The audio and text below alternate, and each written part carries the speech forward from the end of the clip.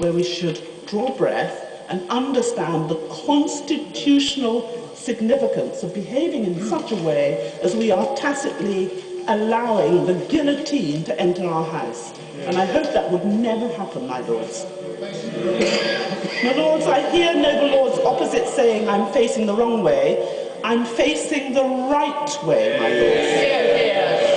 And the noble lord who moved the motion knows perfectly well that this was not something that was deserving after a 90-minute debate. I should say to the noble lord that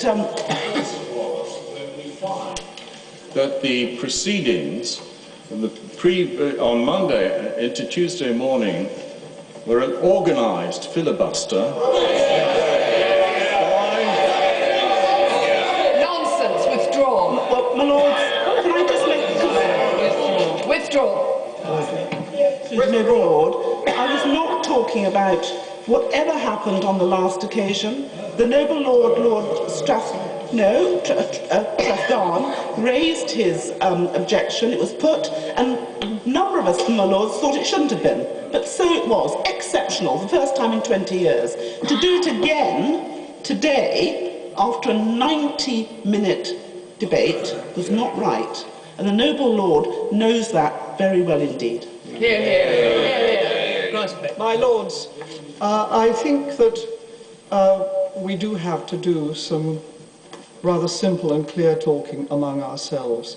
The situation we have arrived at with the double use of the closure movement is edging us towards a guillotine. If this House has a guillotine, then we shall be in a situation where scrutiny is impossible.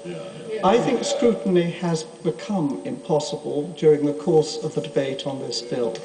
I think it has become impossible in part because, whether coordinated or not, the repetitive and irrelevant comments made in many speeches by noble lords on the opposition benches.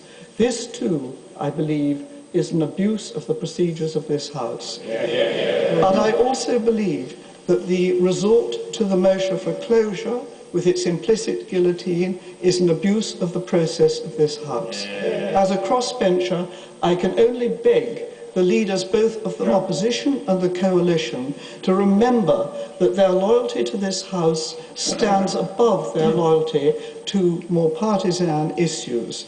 At the moment, I and some others do not vote on the substance of this legislation, only to prevent closure and the move towards the guillotine. I know there are many noble lords opposite who care greatly about the House.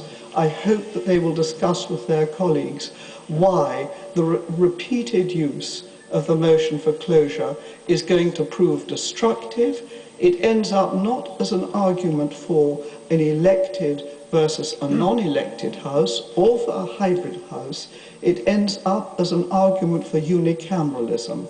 And we know that down the road, at the other end of this palace, there is a guillotine. We know how much legislation reaches us undiscussed, undigested, unscrutinized.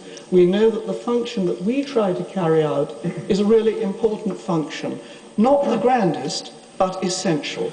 And until things are changed, we have a duty to preserve that function, and we will lose it if we either collectively adopt tactics that amount to, even if they were not coordinated as a filibuster, or if we use tactics that amount to, even if they are not individually so labelled, to a guillotine.